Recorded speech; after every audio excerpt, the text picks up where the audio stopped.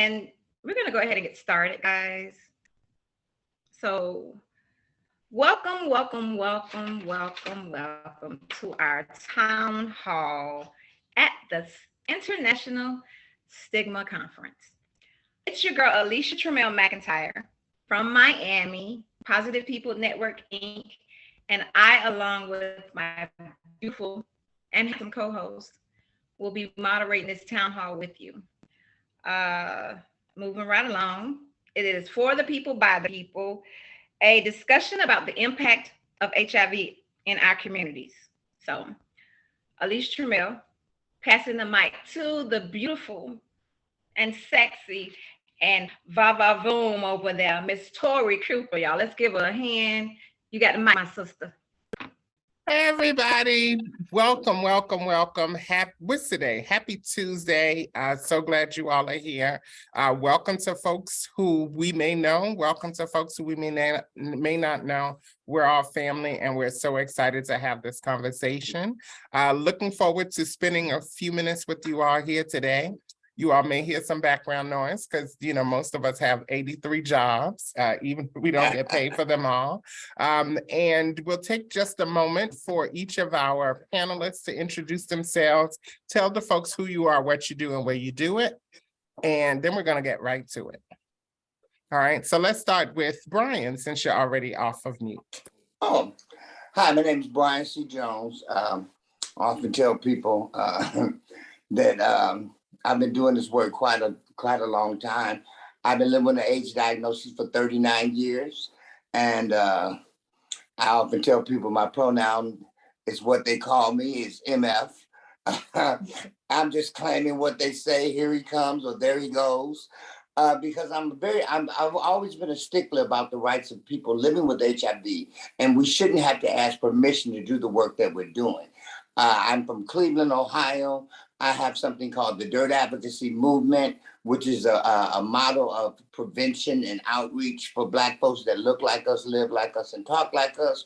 And I'm also the founder of the Sankofa HIV Initiative, and we give healing weekends for people living with HIV. And we also do trainings and webinars, and it's all developed and implemented by people living with HIV. So I'm going to pass it on to my brother, who's also a fellow rattler of mine, Khafre. You got the mic, brother. Alafia, everybody. Alafia means peace in the language of the Yoruba people of Nigeria. I am Khafre Kujichagulia Biff. I do a lot of things, but what I'll say in this space is that I've been living with HIV for 33 years. I am a writer, an educator, a librarian, and an archivist by training. My work in HIV has been pretty much volunteer. I think I've only had one job that I actually got paid to work in HIV. But I'm the editor of the anthologies Cornbread, Fish, and Collard Greens, Prayers, Poems, and Affirmations for People Living with HIV/AIDS, and the other anthology, Sister Speak. And I have Sister Speak Volume 2 that will be coming out by Women and Girls HIV/AIDS Awareness Day in 2023. I am an advocate for Health Union LLC, which I host and moderate HIV.net, and I'm also a founding member of Bi+ Georgia. A lot of my work in recent years around HIV has also been trying to give voice to people who live with HIV that are also bisexual, and that includes our men and women of trans experience. And so we're just trying to press forward and do the work. Thank you. Thank you. So that's the four of us who are moderating this meeting. So it's organic, unscripted, but we're talking about the impact of HIV in our communities. And I want to hear about you two, Mr. Mel and Miss Tori Cooper. I need to hear my sister's voices right now. Okay, you gonna make it happen. So I'll go first, beautiful. Alicia Trammell McIntyre, founder and CEO of Positive People Network, Inc., here in Miami, Florida. Also, Stigma Warrior winner for last year at the International Stigma Conference. We're at now. So I guess I can't win it 2 years in a row. If I'm doing the work, give it to me, give it to me, give it to me. Creator of Stigma Free Miami. Stigma Free Miami is a campaign of billboards and bus benches of people living and thriving with HIV, being their unapologetic self, to reduce stigma, to put a face to a condition, a living condition, because we're thriving with it, and just to change the norms and create conversations. That's what we do. We advocate 24/7, showing people a better quality of life, thriving, living, and it's okay. Living your truth and be who you are. So that's me in a nutshell. Come on, Tori. Give them all that fabulous, baby. This will be real short. So I'm a kick-ass Black trans woman. I live in Metro Atlanta. I make sure that all of us, everybody that's on this call, that we get the stuff that we need. I created this title called a Health and Equity Consultant a few years ago, because thank you, Tina. I think I saw a thumbs up. And it's really about making sure not just that we're empowering folks, but we're getting folks to the services they need, to the resources that they need, to the money and the opportunities that they need, all of that. I actually am a director at the Human Rights Campaign, and I created a small consulting business called Advocates for Better Care Atlanta, and we do economic empowerment trainings across the country, cultural diversity, you name it, we do it. Also a member of Positively Trans and the People Living with HIV Caucus, and 1 or 2 or 17 other things. So I am really, really excited. And I think, Alicia, now it's a good time for us to I love the hit and quit topics, and men too sometimes, but I think it's a good idea for us to kind of hit and quit a topic. So can we, panelists, can we go into our first topic? Absolutely. Awesome. So one of the things that we talked about via email was what our title was going to be. And because I think the title really goes along to who we are as people and what this entire conference is about. And one of the things that came up, a continuing theme, was people doing the people's work. That's all we are. We're just people doing the people's work. So what does that mean for you, Brian, Alicia? What is doing up? Tell us how you as a person are doing the people's work. And I don't just mean the stuff that folks know about, but what is the impact of the work that you're doing on the people that you do it for? So people doing the people's work, I love that. That defines us all in one way or another. So for me, being a cisgender Black woman living in the epicenter, being Miami, Florida, and just engaging in doing her part, what that looks like for me is showing people that it's okay. 40 plus years and the same thing. People don't want to go to the doctor, they don't want to go to the pharmacy. But here's the question for you all. So if a person doesn't want to go to the doctor because they don't want people to see them in a doctor's office, we mostly go to infectious disease doctors where everyone in the office is there for the same thing. Or if people don't want to be seen in a pharmacy, when the pharmacy is just that, where everyone goes to get their medication and it doesn't specifically say what you are taking, why is that a reason or reasons for people not to take themselves? I'm putting it back on y'all. Any takers? I'm sorry. Any takers? Yeah, I'm clicking that mute thing so quick. Any takers on that question? Audience, panel, doesn't matter. It's open. Anyone can take it. It looks like Nancy and then Tommy. All right. Come on, Nancy. What you got?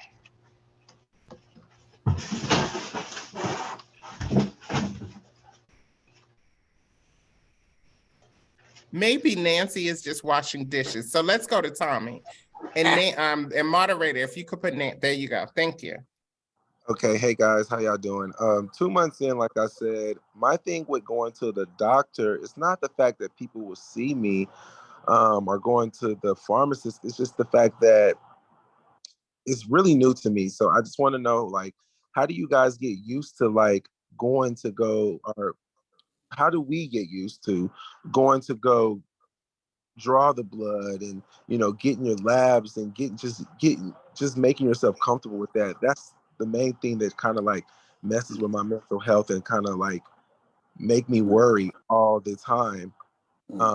Especially with me being 2 months in now, you know, I've been going every month. So it's just been something that puts me in a mental depression every time the days start coming up. But Tommy, if I can chime in right quick, this is Brian. First of all, I want to commend you. 2 months in, and you are in the right place. It took me 10, 15 years to get to a space where you are right now. So that's big kudos to you to even be able to talk about. I couldn't even tell myself in a room by myself that I had an AIDS diagnosis because back then that's all it is. I had to realize, and I speak in frank terms, I had to stop making other people shit my shit. And what I mean by that is I had to realize that this was about my life, that going to get my meds and get my blood drawn was about my life. And this is who I am. It's not totally who I am. It's a part of who I am. And if you can't deal with it, this is who I am. And sometimes we're afraid to lose friends, so to speak. But if you share your diagnosis, and I say share your diagnosis because it is yours to share. To say disclosure is also stigmatizing because the definition of disclosure is new or secret information.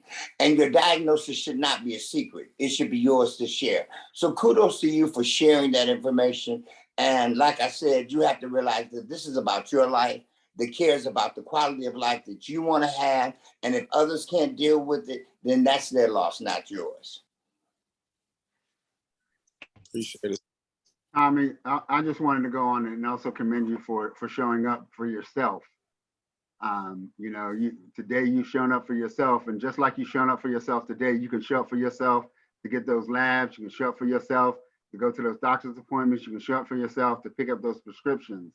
You have the power within yourself to do that. And I know, you know, 2 months after my diagnosis, I was not in a good place, and it took me some time to even seek medical care. And when I went to seek medical care for the first time, I saw a woman named Miss Lockridge, who she was a nurse, and I knew she was a nurse, but I didn't know she was a nurse at the place that I was going to seek care. And when I walked into the space, she was like the second person I saw, and it took me all of 2 seconds to get up out of there because Miss Lockridge had 3 boys, and they lived a street away from me when I was growing up, and I was in her house the entire time I was being raised. I was in Miss Lockridge's house playing with her sons.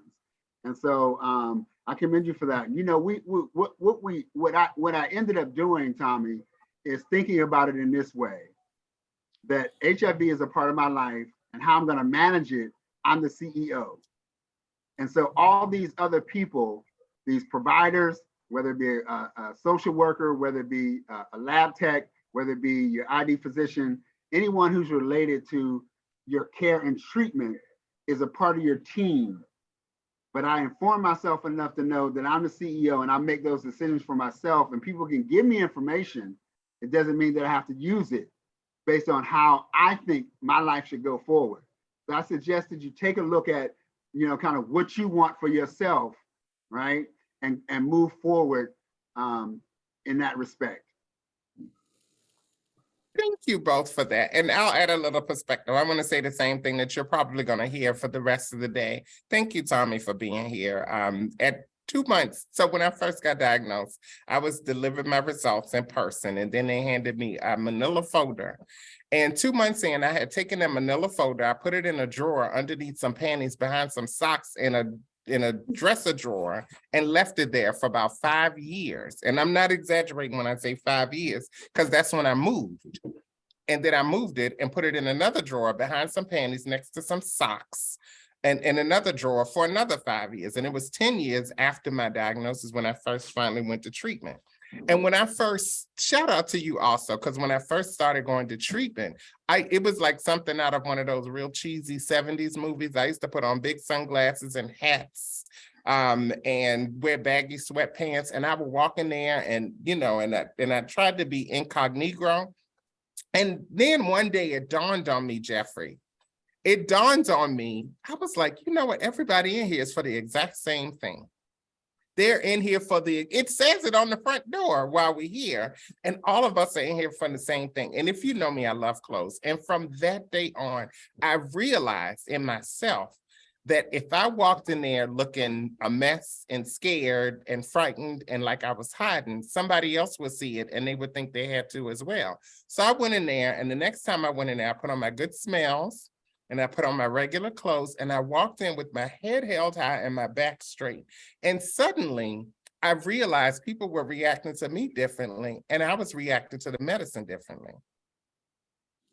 Because I realized it was just a diagnosis, and everybody that was in here had the same thing.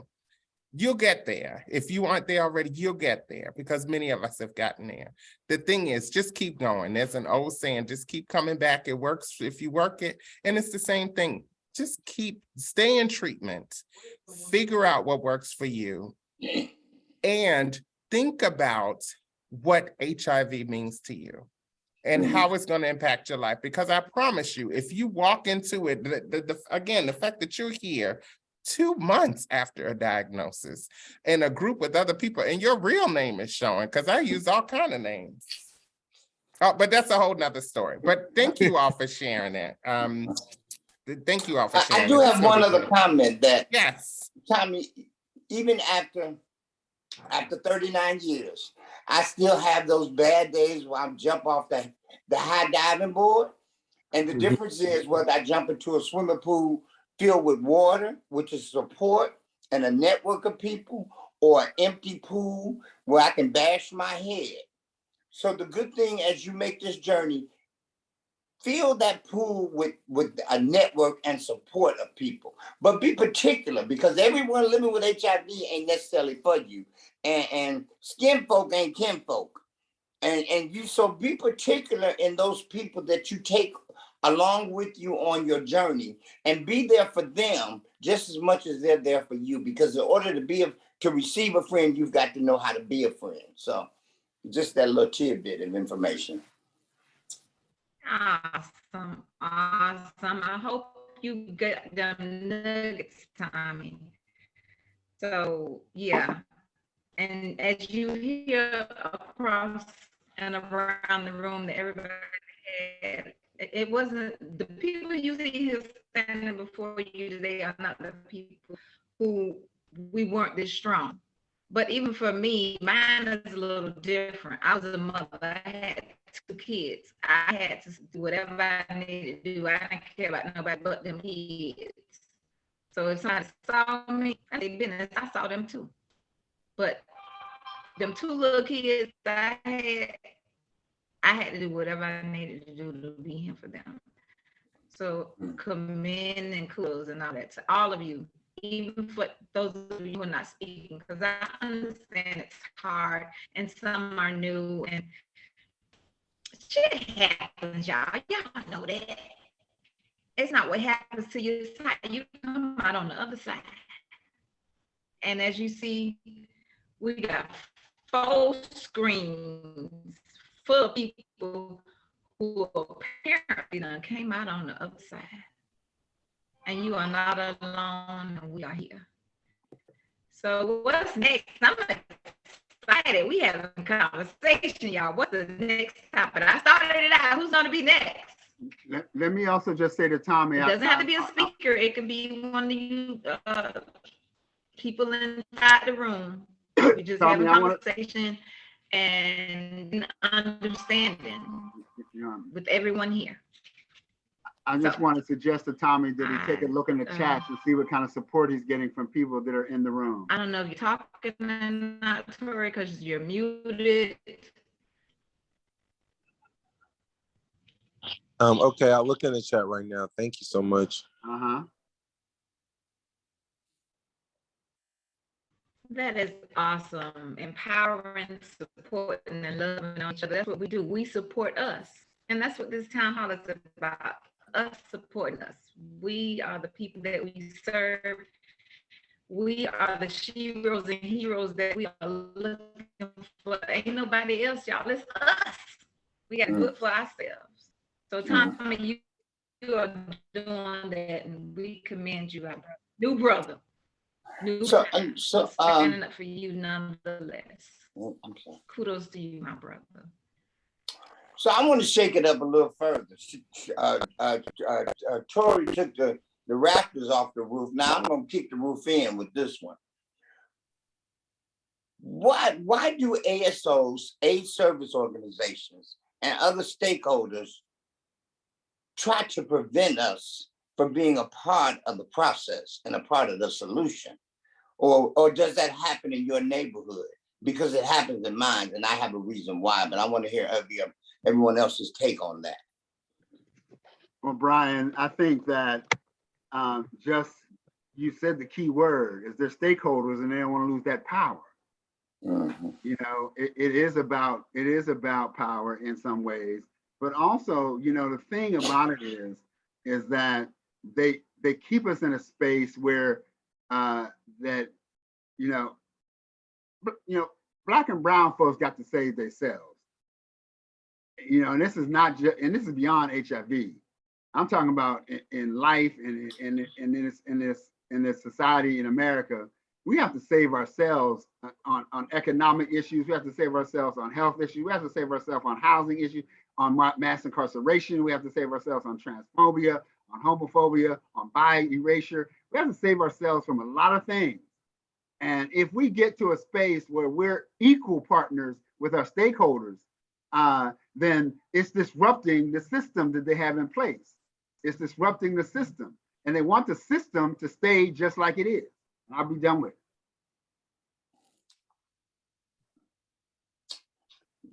Anybody else want to jump in there? Because you know I got a lot to say. So I want somebody else to go ahead and jump in there before I jump in there. Queen Esther had her, I always call her Queen Esther. You all just follow along. Queen Esther had her hand raised. Hey, it is so good to see so many of my heroes and sheroes on this platform. I love y'all so much. I have 2 points. If I can make that, I'll try to be as quick as possible. Tommy, I did put something in the chat for you. I appreciate you because when I was diagnosed, they told me I would be dead in 3 months. That was in 1993. This is 2022, and I'm still here.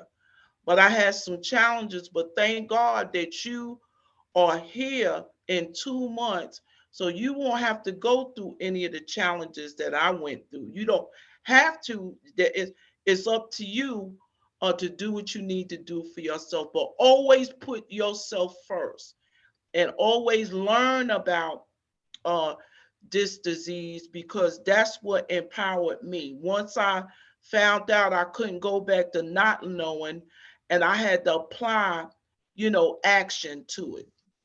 The second point, Brian, I thank you for raising that up, but it's several things going on, and it really plays to our intersectionality. Black people as a whole face so many different challenges on so many different levels before we even get to deal with HIV. I'm in North Carolina because we are now Republican. We will not have Medicaid expansion for some time because we had an opportunity to vote, but we didn't. We got close, but we didn't come up to it. And people that's in power will continue to do that until we take our power back. I thank you, Coffee, for saying that, because we do have the power. A lot of times we don't recognize the power that we bring to the table. And I remember ACT UP and everything. And I remember how they went about to get their power. But ACT UP was a different, I'll say, complexion. And and we're gonna have to find other ways to make sure that, I don't care who it is, everybody should have voted. Everybody. And we need to make sure moving forward that we continue to vote. Also, some intellectual wealth. We need to share what we learn or what we relearned with others. Don't take, I'm sharing a legacy. I'm leaving things for our young people to take on, because I'm 61. I may not be here that long, but if I'm sharing what I know and what I learned with others, then I know that reign is going to be taken up. And they may be the ones that really impact and make a difference between this power dynamics. And we have power in so many ways. We are the majority of people that purchase things in this country. It shouldn't be the way it is, but again, sometimes lack of knowledge, sometimes we don't share with others, and the power continues to go to the same ones over and over. And I get sick of it, but I'm not gonna give up. I trust and believe. I didn't think I would ever live to see a Black president, but I did. And I know that it can happen again. So, one thing is being encouraged, staying motivated, and participating in forums like this so that we can uplift one another and encourage one another that this disease is not more than we are. We are more than this disease. And thank y'all. Thank you, Brian. Thank you, Coffee. Thank you, Tori. I love you, Tori.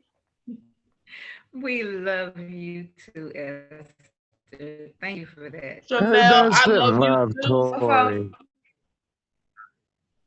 Yeah, so we seeing that there's a lack of resources, lack of education, lack of. Well, I think for me, the host. What it is onboarding. Go ahead, because you're breaking up kind of bad. Go ahead. What were you saying, Alicia?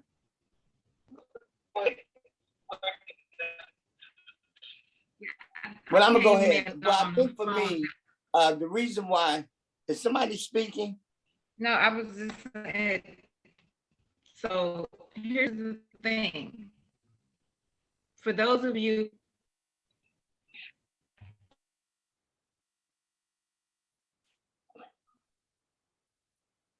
Go ahead, Brian. Alicia has two different live feeds going at the same time, so I think it's just causing her to have some slow Wi-Fi issues. So go ahead, Brian. So I think that for me, the reason why I raised the question about ASOs and stakeholders, I think in a lot of spaces we have to change the culture that exists. And we hear this all the time. We are the most important people at the table. If there was no us, there would be no need for you. And I think in a lot of spaces, such as Ryan White Planning Councils, I think the important part is for us as people living with HIV to learn the language that's used at the table, the reflectiveness of the epidemic, understand the epidemiology, speak that language, but also speak from a lived perspective too, and let them know, because a lot of these agencies work from a paternalistic standpoint, as if they know what's best for us. They've been using the same model since the onset of the epidemic in many spaces. They were misogynistic white gay men who set up these profiles. And a lot of agencies think that just by hiring more Black people that you are addressing Black folks and people of color's needs, but you're just hiring a lot more Black people.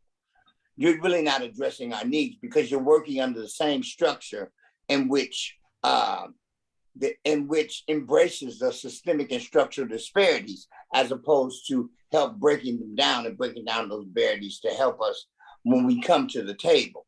Lastly, I think it's important, and this is something that we don't talk about, is utilizing a racial equity lens when bringing community-based organizations to the table to receive funding, adding value to the fact that these smaller organizations have the trust of the community. They can't compete with the larger organizations that continue to receive the larger lion's share of the grants and money. So we've got to utilize a racial equity lens and also teach organizations about what implicit biases are and understand that implicit biases are biases, not that you as an individual may be racist or prejudiced, but if you take a little bit of everybody's implicit bias from the entire organization, you will see that there is a lot of biases that fuel this work. And it's important for us, by us, we are who we've been waiting for. All those things are correct. And it's funny how people think that just because we receive a diagnosis, that somehow we become ignorant, or that we can't handle money, or that we can't do presentations, or be educational, or do webinars and these type of things. But they've got to understand that I don't want somebody to ask me to come tell my story, because I don't have a story. I have immense insight into this pandemic epidemic, because a story is used either with a fictional character or real character to amuse you. I'm not here to talk about what happened in my life to amuse you. I'm here to give you insight as to what happened, how I got where I am, and how I can prevent you from getting where I am, and giving you tools to help you move through this. So it's not about coming to tell a story. And we have to realize that we're bigger, and many of us do. And many of us have knocked down walls and barriers to let people know that we're not here just to tell about what happened. Oh, woe is me. Oh, wow, I got HIV. Somebody lied to me. So with that being said, the bottom line is we've got to change the culture at these tables. That's how people look at us. And people need to realize that people living with HIV are not just people who need help, but people who can help. Thank you, Brian. Thank you, Brian. Come on now. Am I any better, y'all? Yeah, Yes. you're a lot better. Listen, I turned off the computer, got on the phone. That's how we do that. But now y'all get to see the beautiful sunshine that's here in Miami, Florida. Great weather. Yes, yes. It's all good. It is all good. What I was saying to the last person, which is Esther, we're gonna call that the onboarding of the new agencies and the new grassroots efforts. So as y'all know, PPN started in 2019. And only by the grace of God, I want to say we are as far as we are.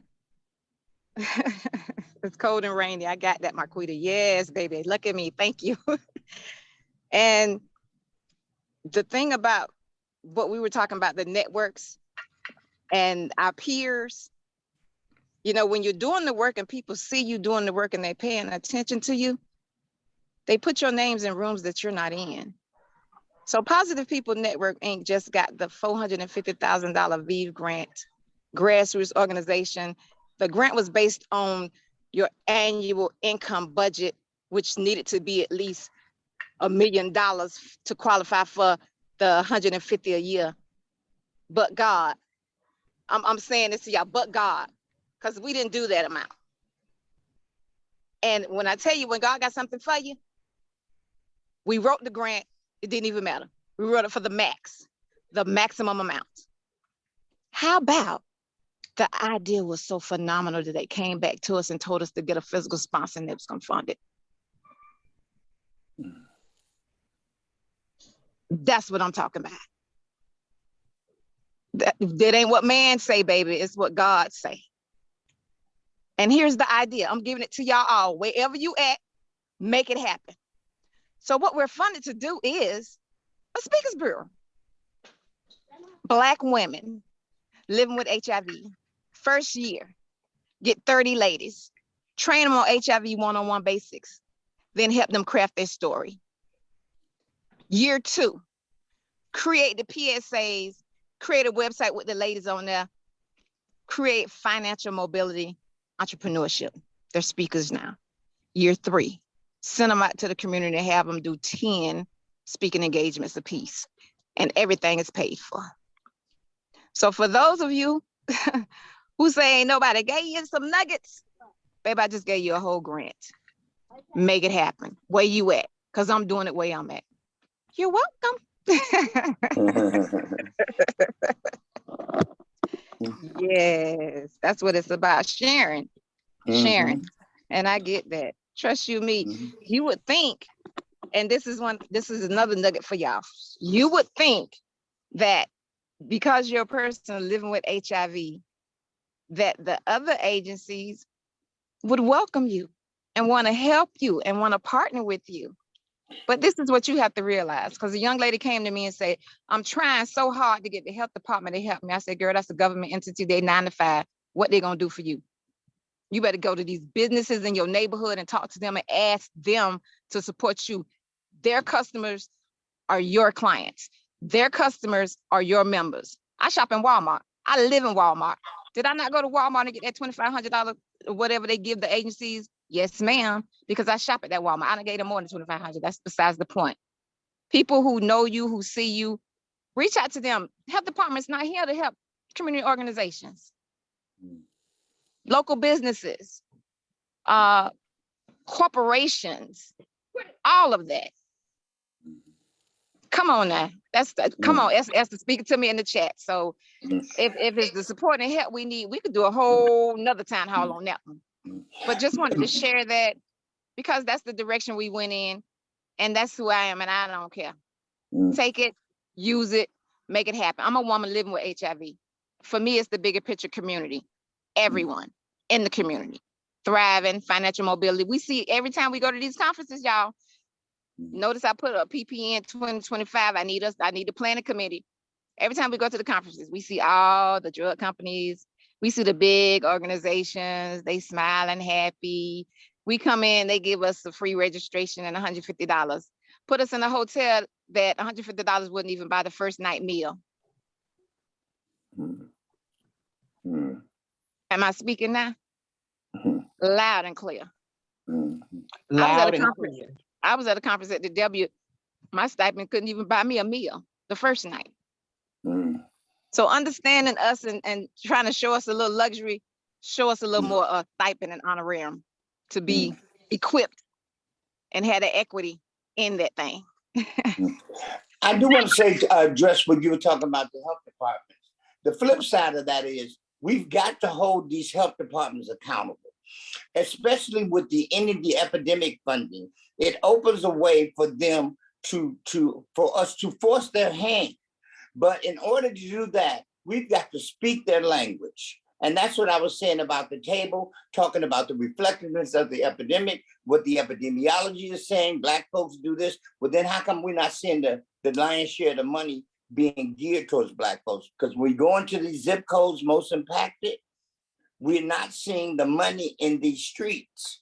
And develop your own program and force them to give you some of this end of the epidemic funding, because there's so many jurisdictions, I think 59 or 57 jurisdictions that are receiving end of the epidemic funding, which is quite a few places around our country receiving funding. And you've got to, it's a hard road to toe, but you've got to hold them accountable.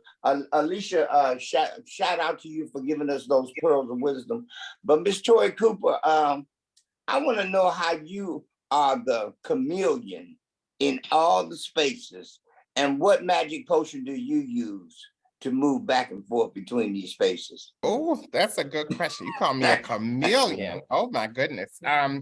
Well, you know what? I think part of it had to come with my realization that I had HIV and I wasn't going to get rid of it.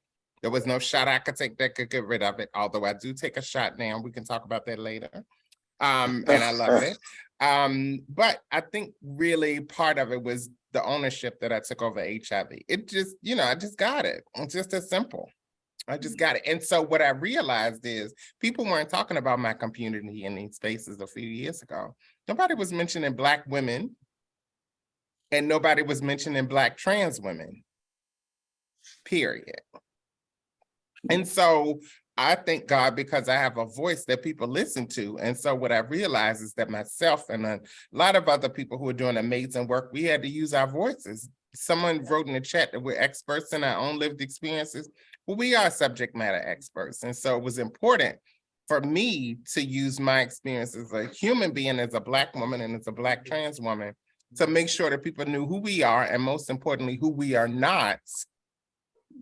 And then to also advocate for our needs, that Black women, that we needed, folks have already talked about money, but we needed our own funding sources.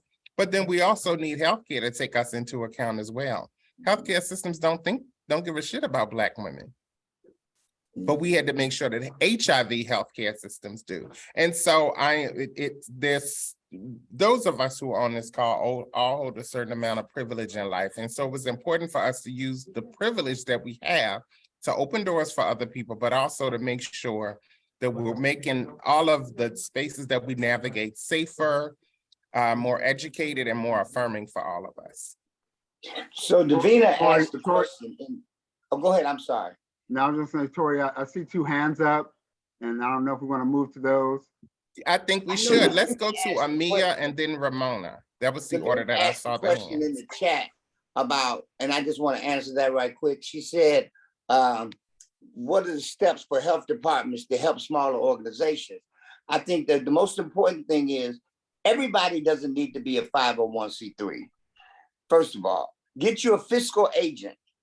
And try to get you a fiscal agent that is not necessarily directly in the HIV space, such as Equality, Ohio, or Equality, somebody who does the work indirectly, who does the intersection work, because then they don't take your work and try to make it their own. And they allow you to do your work totally. So get you a fiscal sponsor, and then you don't have to worry about an audit, a board, or any of all those technical things, and you can do the work freely. And feel comfortable with getting smaller grants. Everybody can't handle a big grant because the more money you get, the more paperwork it requires and the more reporting is required. So I hope May I add one thing before I just put the order of folks to talk? Amia, then Ramona, and then Sean, because that was the order that I saw the hand raised. But before we go to them, since somebody has asked about grants, let me say this. I was diagnosed 33 years ago. Before you get anybody gives you a penny, do the damn work. Because one of the problems people have is they get money and don't know what to do with it. So do the work first, and I promise the money will come. If you want to start a support group, you don't need $25,000 to do a support group. Everybody has Zoom now, or something, not everybody, but most of us have access to some type of virtual network to have a group. Have your group. Create the group, improve the group, and make it fundable rather than finding funds to start a group. If you have an idea to feed people, start making bologna and cheese sandwiches or peanut butter and jelly sandwiches out of your kitchen. Perfect that and then find the funding for it. If you have an idea, but do the work first before you start seeking money, because that's how people fuck up money. And there ain't no stars. And if you're trying to be an HIV/AIDS star in this space, this is the wrong place. And trying to get rich doing this work, this is the wrong space. Go somewhere else. Ooh, y'all done tapped on me and tapped on me again. Listen. All right, can we get to these folks that are having hands up? Yes, let's get to the folks. I want to say this first. A physical sponsor is an agency that governs your money, and you pay them a percentage of the money that you get under them with their credibility on handling money. For those of you who didn't know, that's all I want to say. Go ahead. Who first? I want to say thank you so much for allowing me to take some space and actually be able to speak. Tori, thank you so much. As a Black trans woman, I think I'm coming into year 5 of my HIV status. I started off in a very small rural area, Harrisburg, Pennsylvania, helping open their first LGBT center for transgender women of color and gay men of color. So I understand what you mean when you say you have to do the work to understand. And coming from working from agencies for the last almost 3.5, 4 years, working with agencies from 2018 up until a couple months ago, and now working for the funder, which is the health department, and working on their EHE, listening to what everyone is saying lets me know that I'm in the right place, because as a Black trans woman with no secondary formal education, I still deserve to be in this space. I still deserve to be able to be paid the salary that needs to be paid, because the work that I do, what I'm talking about when I talk about my status, when I talk about what needs to be happening in the African American communities, absolutely means something. So when it comes to, I was hearing things about the public health field, and I really did not understand about local government and how funding worked coming down until I stepped a role into the place of working for the funder. And it is about having people in position to be able to make sure that they help position you into the right place. I have worked for some phenomenal agencies when working for, and I want to say this is my hat off from working from the health department. This is me telling my lived experience. Working with agencies, and when Tori, you were just talking about, and I thank you so much for talking about starting a support group. When I came here, there was no Black support group for transgender women of color, like transgender women of color, not anything else but Black women. And I decided I didn't care what agency it was, who was able to give me a free space. Do y'all got some water and do y'all got some gum to chew on? Because when we get that and we can get the people in the door, we can then start to get funding. We can start to show these people, hey, this is what you need to do. Like, this is needed. But we also, on the flip side, and I speak for transgender women of color, and I speak as a transgender woman of color, we need to also make sure that we are allowing our sisters to know it's okay to talk about your status. It is okay to be who you are as a woman, because your status don't stop nothing. Who are you after your HIV status? Who are you after everything that you present to? Who are you on the day-by-day services? When it comes to getting this money and when it comes to speaking, we need to make sure that these agencies, and this is one thing that I will always stand by, we need to make sure that these agencies are not gatekeeping by making sure that making people have college degrees in order to do some basic skills and needs. Because being a college graduate can't tell you the lived experience of being a Black, trans, HIV woman. Can't tell you the lived experience of being Black and also HIV positive. You can't tell you about those lived experiences, because the experiences that you're knowing of are the things that you read up on. Like, you can read up on my experience, but you can't teach my experience. Thank you. So when we have these agencies that are gatekeeping by making people have college degrees to do something simple as testing, there's an issue, and that's what we need to talk about. We need to talk about stop giving gift cards to people and actually funding and giving people the money that they need in order to survive. Because sometimes people don't have a bank account for these checks that you're trying to give people, or these gift cards. Sometimes people don't need these gift cards. They need the money right off the gift cards to do what they need to do for their daily lives. So these are what we need to take back to the agencies and let them know, like, we are here and these are the things that we demand and that we need.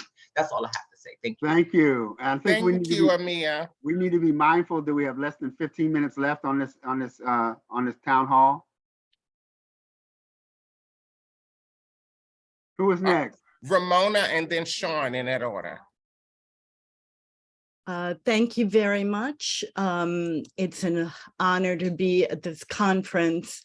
I am a psychiatrist, and I'm new to the work of HIV care. I am in a clinic for HIV/AIDS, and I think I'm struggling a little bit. It's the first time I've been so immersed in the community, and I'm struggling with a few things, but I'd love to hear what you guys think mental health people should know about people living with HIV.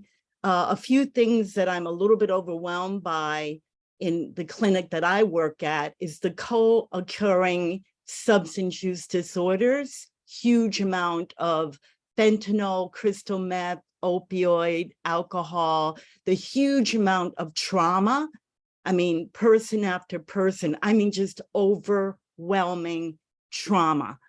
And so I'm working through trying to understand how I can be most helpful and what the community needs are.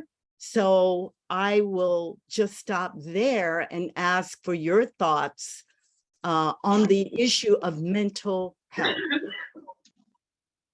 I do have a response to that, if I'm allowed to speak. I'll be brief too. I think when it comes to mental health, I think the most important portion for me is dealing with HIV criminalization laws, because our criminalization laws, a lot of times we don't address that area. And our criminalization laws say that a person whom you disclose to must be capable of understanding what disclosure means.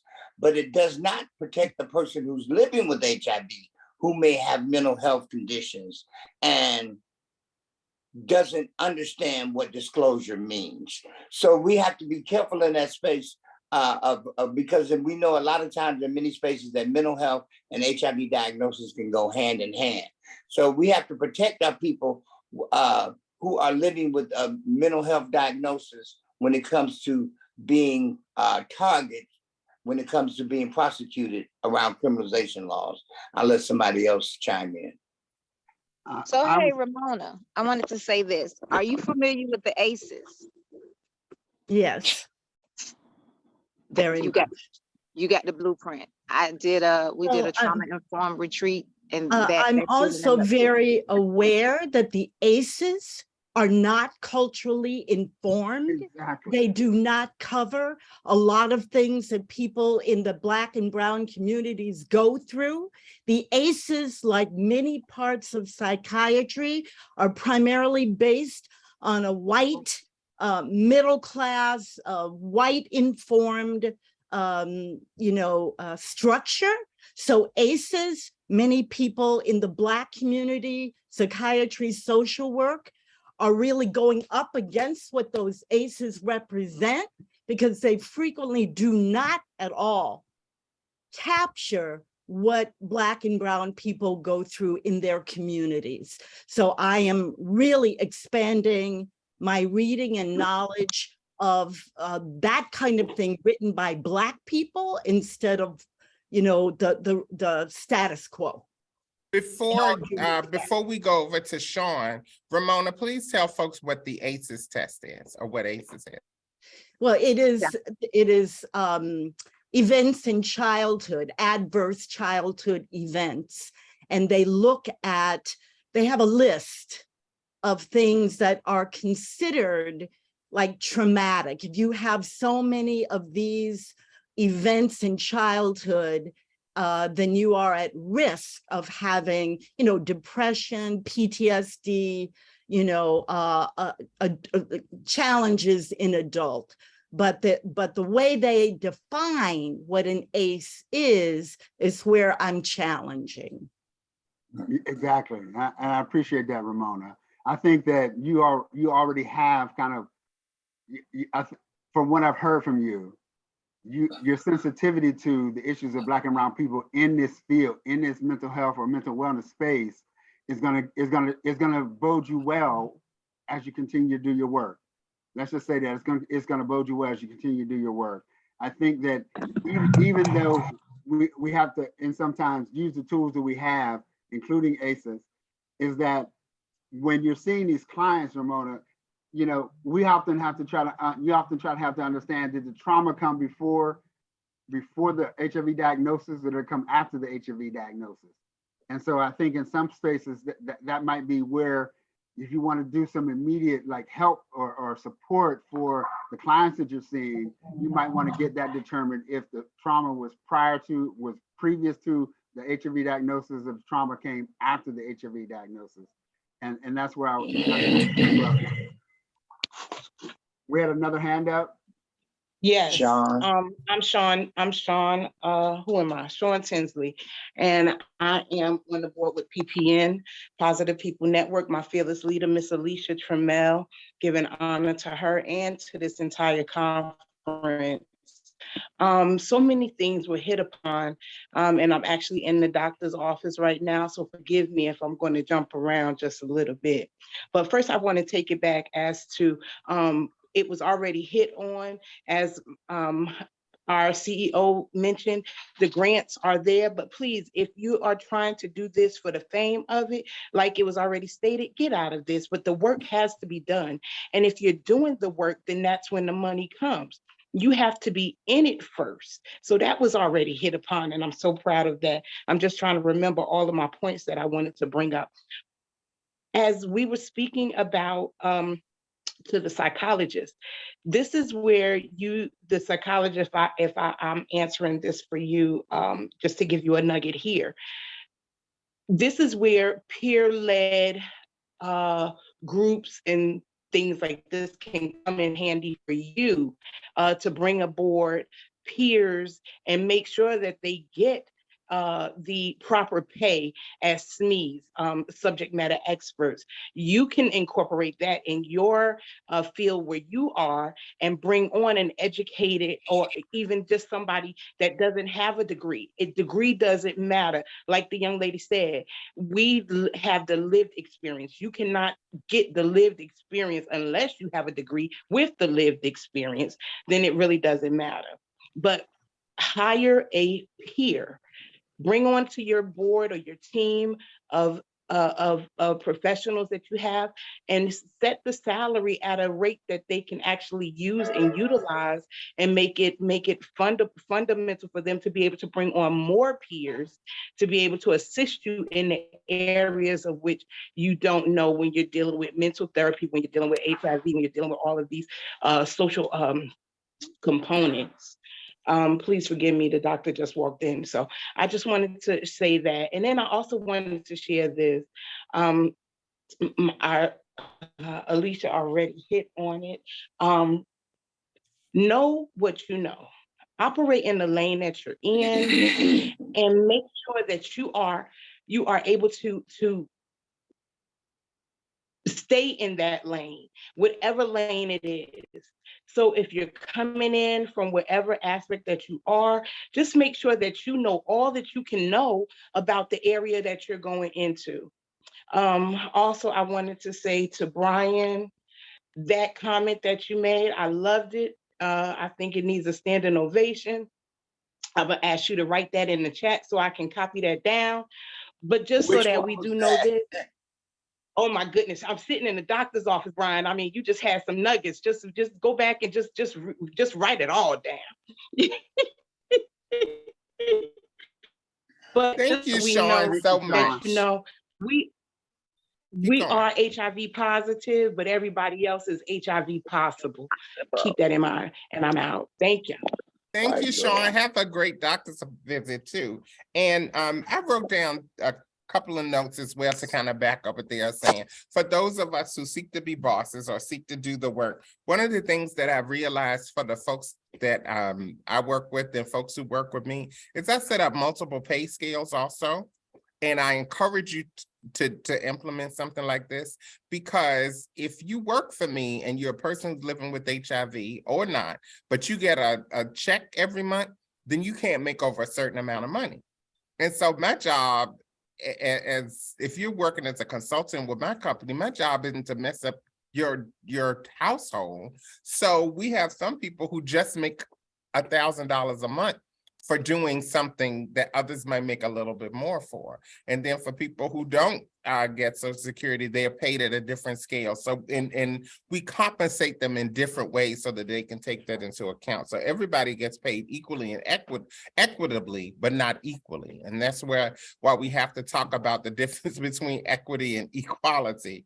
And I encourage you all to even think about that in your work. If you're someone who gets a check, and the position or the opportunity might be something that's going to mess up your household, and you really have to think twice about doing that. So think about what that could mean and what resources would be available if you can't get money, if you can't get the maximum amount of money. So think about what other things that they could offer to make it up. And also one other thing, because I have to jump in about 7 minutes. I always say as well, leave everything that you do, leave so you can come back home. My mama told me that a long time ago when I was 18 and left for school. My mama said, I hope you never have to come home, but leave so that you can. And so if you leave a doctor, unless the doctor was just absolutely effed up, leave so that you can go back if you need to. Make sure they understand why you're going and then leave. If you're leaving a job, leave so that you can come back home. In full disclosure, I'm actually sitting in the office where I used to work, where I resigned from before I took the job where I work now, and they welcomed us back in here to do some work. Everybody can't do that, so leave so you can always come back home. That's just not in professional spaces, but also in personal spaces. Because I promise, if we never didn't know each other before this call, we're gonna run each other. How many times have we run into each other in our daily lives? Alicia and Dee and Carfrey and Brian and Queen Esther. We all run in many of the same circles. We show up at the same conferences. Some of us work together in multiple ways. So leave your relationships also so that you can come back home if you need to, even if you never have to. Thank you, Tori. I don't think we have time for having a discussion, but I just would be remiss if I didn't say that in terms of holding people accountable, holding organizations accountable, and holding others accountable, Black and brown folks need to hold Black and brown folks accountable.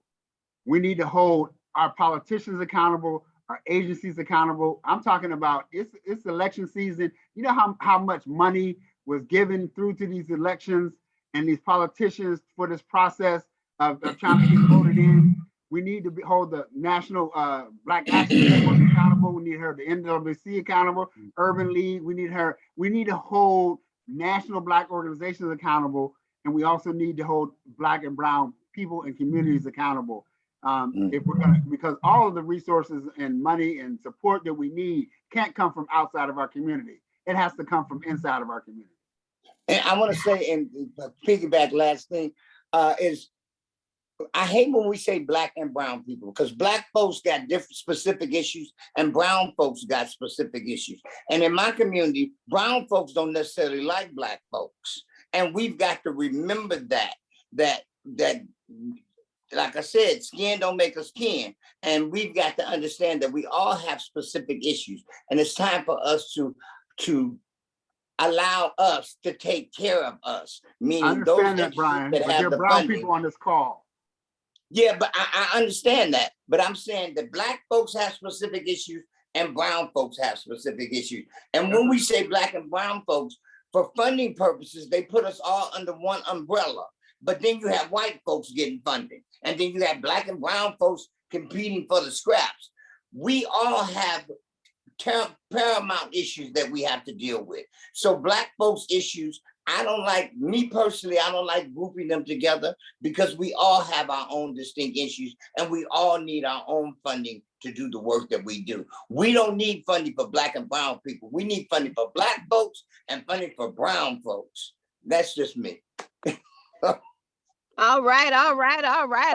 It is that time, y'all. Just add to that?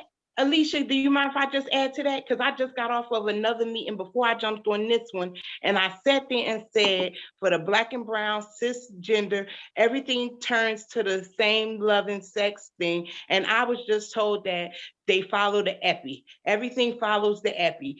They follow the EPI on it. That's why all of the same sex loving, everything gets funded for that. The MSM, the gay, the queer, all of that, because they follow the EPI. Until we as Black folks, we not getting looked at. And I brought that question up over there in the meeting just before this one.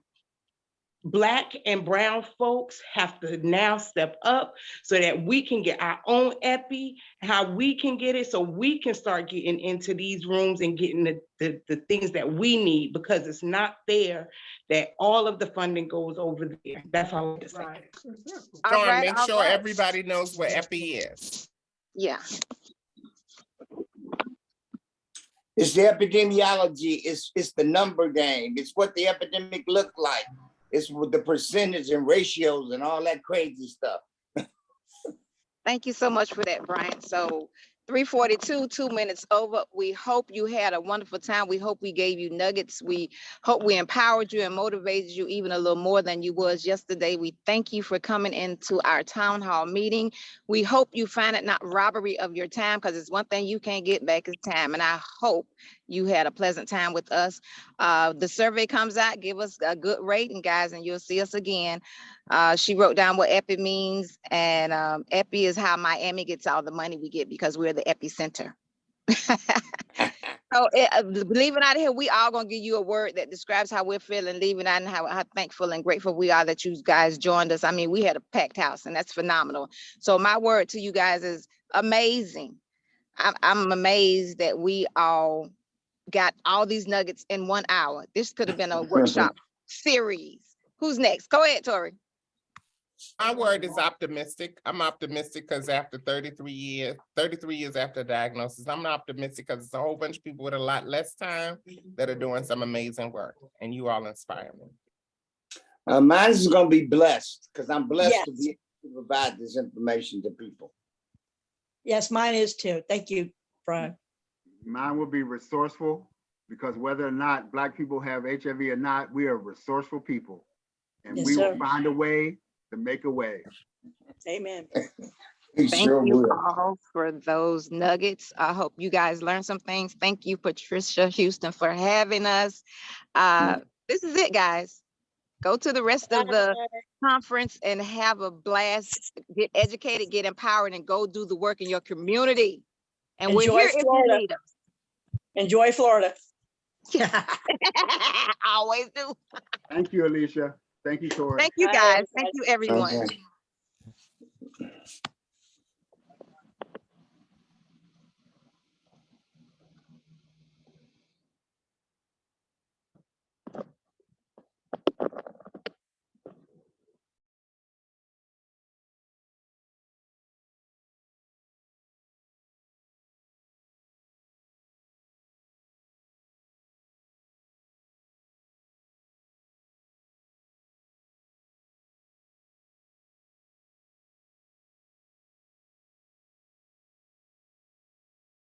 So are we good, digital? We just jump off? Are we saying a couple words afterwards? Is everyone gone? I don't know.